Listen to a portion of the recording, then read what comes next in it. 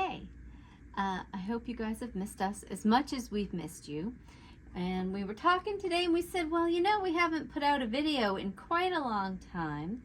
So I thought we'd come in and do a quickie today on a little feature of your epics that you may not know was there. I know a lot of people, we had an epic workbook class recently.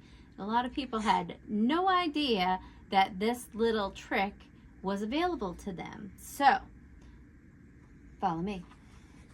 So, this is an Epic 3, and when I come to my machine and I have stitches here, I also have my positioning and length. So, when my stitch doesn't have a width, I use these controls to move the position of where my stitch is going to fall. So let's say I wanted to do a 1/4 inch stitch. I would come to my quilting stitches and select this first one, and my needle has moved to the perfect 1/4 inch. If my fabric is following the foot here, that needle position is just to where a perfect 1/4 inch would be. I don't even need a special foot. I can just set it at a 1/4 inch, put my fabric through right on the edge of my A foot, and I will have a lovely 1/4 inch for the most part. So I'm going to put it back to straight. You stay here. You watch the needle, and I'm going to put it back to a straight stitch. See the difference? So now my straight stitch is lined right up with that red dot on my foot. That's a center stitch. So that was before I hit a 1/4 inch, and it plopped right over there to a 1/4 inch line. Okay, but that's not our trick for today.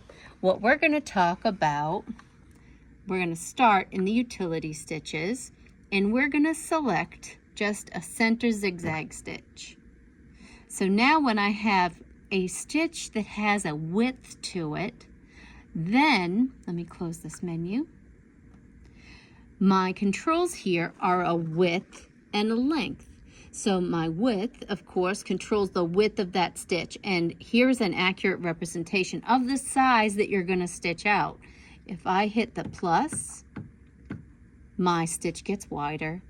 If I hit the length, that's the distance between those stitches. I can make them closer together, or I can make that distance further apart. And in that way, I can customize that stitch to be what I want it to be. If I get all confused, I can come back to the menu. I can come back here and reselect it, and it will bring me back to the default. See how everything's kind of gray? If I change it, then the color of the numbers changes. That tells me it's not at the default. So here, I am at the default. Here's my cute little zigzag. But say I don't want the zigzag to be in the center. Say I'm doing a quilt binding and I want those stitches to be over to the right without having to manipulate my fabric to where I'm half on the, so my foot is half on the binding and half off. Does that make sense? If I want my stitches to be on the edge, but I don't want to move my fabric over to the middle, I can use this little button, and this is the button I'm talking about that people didn't seem to know was even there. It's an alternate button.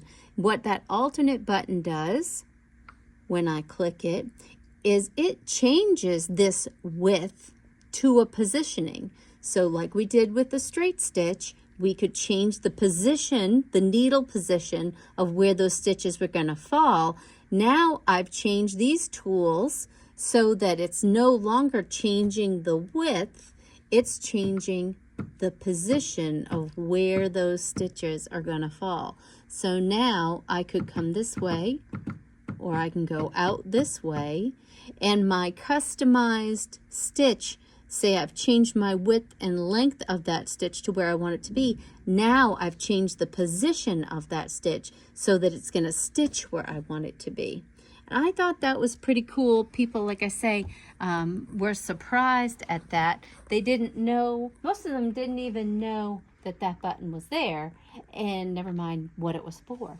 So it's here on our Epic 3, and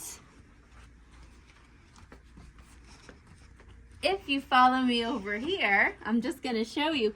I have the same thing over here. This is an Epic 2 that I have here, and I've already chosen my zigzag, and here's my width, there's my length, and this little teeny tiny baby alternate button has now made it so I can change the positioning of that stitch.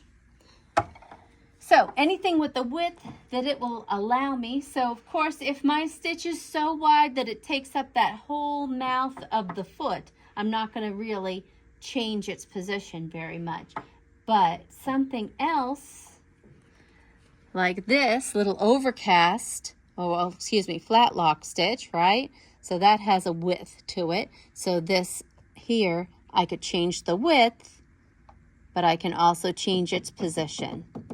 So, did you guys know that was a thing? Have you ever used it? I'd love if you give us a thumbs up.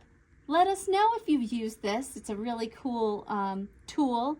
I want to know if you use it, how you use it, when you use it, why you use it.